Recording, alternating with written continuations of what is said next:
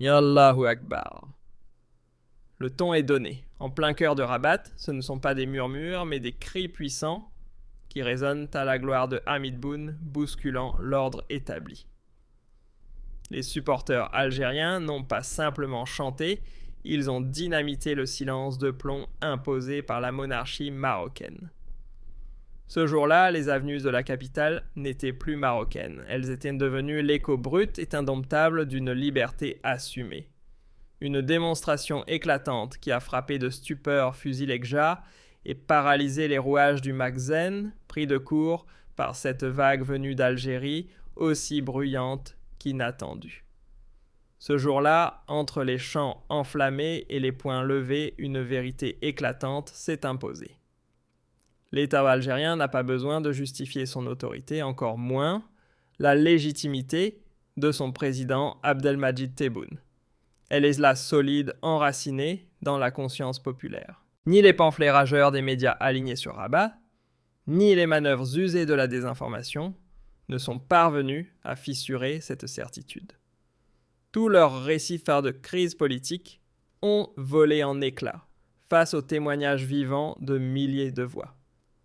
Ce raz-de-marée de supporters massés au cœur même de la capitale ennemie n'était pas une simple histoire de foot. C'était une démonstration de force.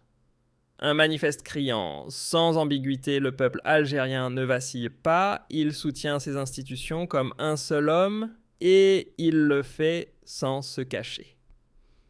Et puis ce fameux slogan « Hamid Boune », l'oncle Tebboune, scandé sans peur en terre marocaine, a eu l'effet d'un uppercut politique, une gifle cinglante, pour le Magzen et son storytelling bien rodé. Car pendant que le royaume bâillonne ses citoyens interdisant le moindre murmure contre la monarchie, les Algériens, eux, exportent leur liberté d'expression jusqu'au nez du palais royal. Côté marocain, le paysage médiatique a touché le fond, puis a creusé encore. En pleine Coupe d'Afrique, au lieu d'applaudir le sport, certains médias se sont reconvertis en fabricants de ragots de bas étage, espérant miner le moral de l'équipe algérienne. Leur imagination débridée accusait nos joueurs d'avoir dérobé du carrelage traditionnel le zélige et, comble du ridicule, de s'être servi en douce au buffet. Ce cirque médiatique n'est rien d'autre que le miroir d'une panique grandissante. Et dans le rôle principal de cette pièce mal écrite, Adil Boulbina. Victime d'un scénario monté de toutes pièces, il a été faussement pointé du doigt pour avoir chapardé quelques fruits secs à l'hôtel Marriott.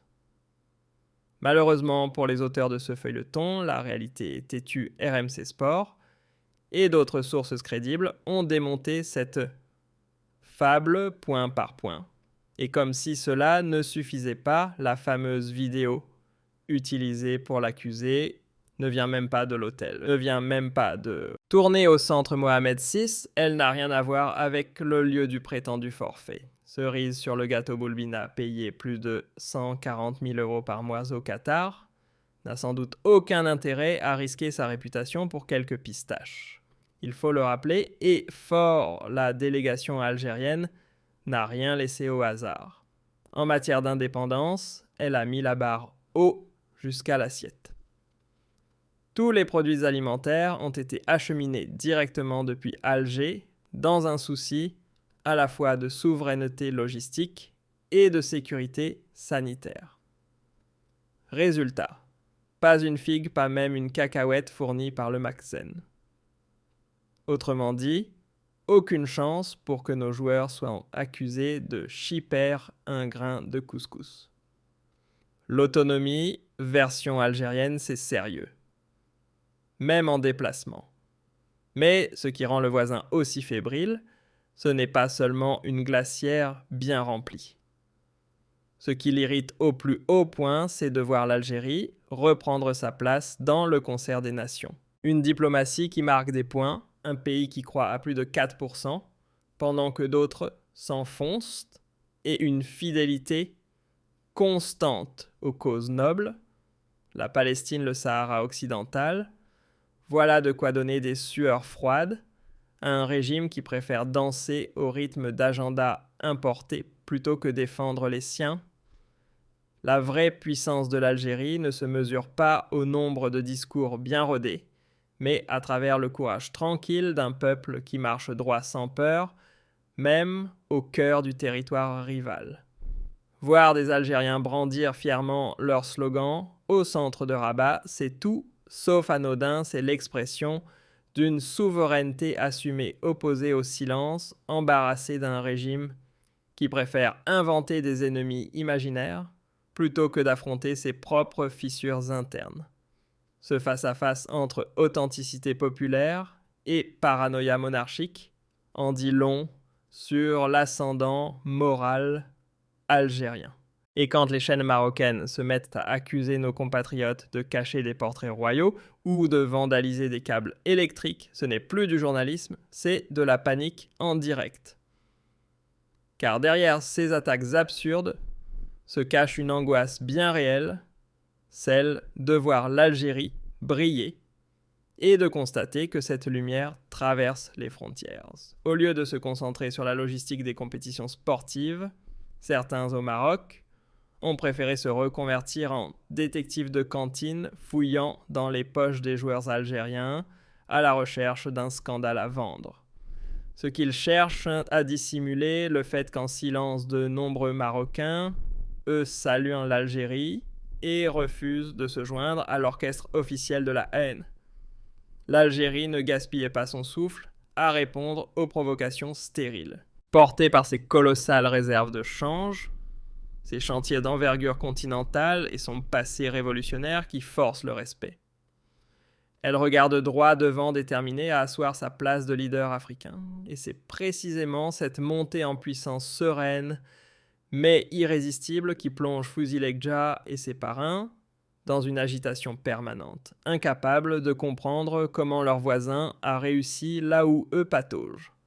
Quant aux acclamations en faveur du président Tebboune entendues en plein Rabat, elles ont résonné comme un verdict populaire inattendu, celui d'un peuple qui célèbre un dirigeant ayant su lui rendre fierté, stature et voix. Loin des courbettes institutionnelles et des serments imposés à la cour marocaine, l'Algérien choisit librement sans mise en scène monarchique. Et malgré toutes les manœuvres du Makhzen pour fissurer ce lien entre peuple et pouvoir, le constat est sans appel, non seulement cette stratégie a échoué, mais l'événement de Rabat l'a transformé en contre-feu spectaculaire. L'Algérie poursuit sa trajectoire avec constance chaque étape, rappelant que son indépendance n'est pas négociable. C'est une ligne rouge gravée dans la pierre. Ce qu'on retient, ce n'est pas la grandeur de ceux qui organisent des tournois sous influence ou qui soignent leur image à coups de tapis rouge. Non. Ce qui frappe les esprits, c'est le courage d'un peuple qui, face à des régimes étouffant leur population, à coups de misère et de désespoir, choisit de dire la vérité haut et fort. Voilà la vraie noblesse. Pendant ce temps du côté marocain, on multiplie les tentatives pour maquiller l'identité algérienne en la repeignant aux couleurs du royaume. Qu'il s'agisse d'art de culture ou même de tradition populaire, tout est bon à piller.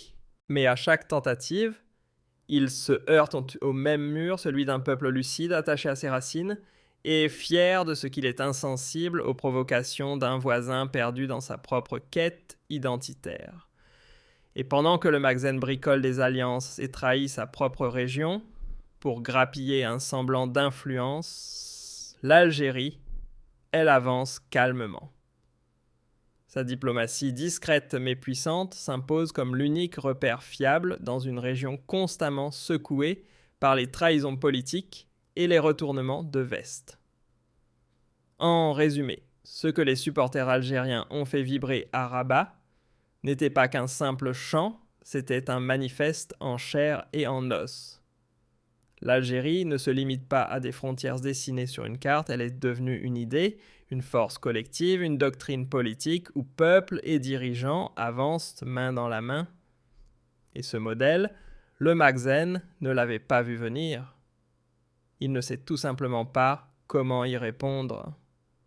Ils ont tout tenté. Intimidation, propagande, manipulation dans le coulisses? Rien n'y a fait.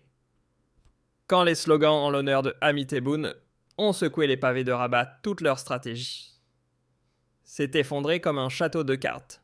L'élan algérien, eux, ils voulaient l'étouffer. Il s'est transformé en raz de marée. Ce moment n'était pas une simple parenthèse dans l'actualité. C'était l'aboutissement d'un long retour vers le respect international, la confirmation éclatante que l'Algérie a récupéré pas à pas sa stature sur la scène mondiale. Aujourd'hui, l'Algérie ne joue plus les seconds rôles.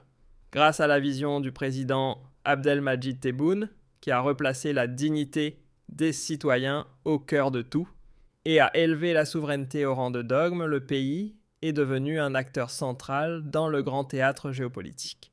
Et forcément, de l'autre côté de la frontière, ça s'agite. Les succès algériens font grincer des dents, au point que certains médias marocains, à bout d'arguments, se réfugient dans le grotesque. Vol de fruits secs, accusations dignes d'une cour de récré. La presse internationale, elle n'en rit même plus, elle hausse les épaules devant tant de petitesses. La vraie force de l'Algérie ne se résume pas à ses missiles, dernier cri, ou à ses milliards stockés dans les coffres de la Banque centrale. Ce qui la rend véritablement redoutable, c'est cette conscience collective, éveillée, indomptable, qui pulse dans les veines de son peuple. Une force invisible, mais inarrêtable. Le peuple algérien, lui, ne se fait pas berner. Il a parfaitement décodé les jeux troubles du Magzen, ligués avec des puissances néocoloniales et sionistes pour saboter l'équilibre régional. Mais face à ces manigances, il ne recule pas, il se redresse. La réponse algérienne, elle ne se fait pas dans les tweets, ni dans les coups de com'. Elle s'écrit sur le terrain. Pendant que la propagande marocaine montait ses petits feuilletons mensongers, l'Algérie, elle gagnait des batailles silencieuses à l'ONU et à l'Union africaine, portant haut les couleurs de l'autodétermination et réaffirmant sa position de dernier rempart du combat arabo-africain. Et ces cris venus de Rabat, oui, ceux-là même qui ont glacé Fusil Ekja et sa clique, valent bien plus qu'un simple chant de supporters. C'est un électrochoc, un signal clair même. À l'intérieur du Maroc, il existe des esprits libres qui reconnaissent dans l'Algérie un modèle de souveraineté digne, en rupture totale, avec les régimes soumis et accrochés à des influences extérieures. La Coupe d'Afrique, avec son lot d'éclats sportifs et d'agitation médiatique, n'a pas seulement révélé les talents sur le terrain, elle a aussi mis à nu les failles d'un régime marocain en pleine crise identitaire. Incapable de calmer ses tempêtes sociales et de relancer une économie à bout de souffle, le Magzen a choisi le bouc émissaire parfait, l'Algérie. Chaque détail, aussi insignifiant soit-il, devient prétexte à accusation. Un classique de la diversion. Mais on ne cache pas la lumière, avec un rideau troué. Tandis que certains s'enlisent dans la victimisation et la paranoïa, l'Algérie trace son chemin. Elle construit une économie qui ne dépend plus du baril, diversifie ses forces vives et érige des institutions qui parlent le langage du peuple.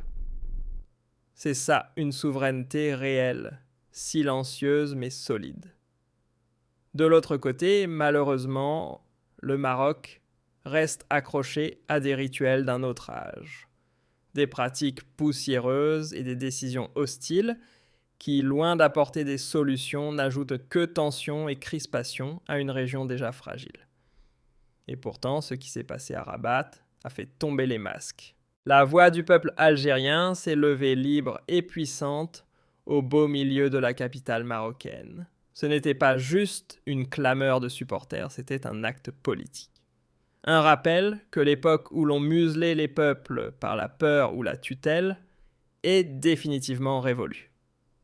Et tant que le président Tebboune sera à la barre épaulé par un peuple lucide et une armée vigilante, l'Algérie ne pliera devant personne.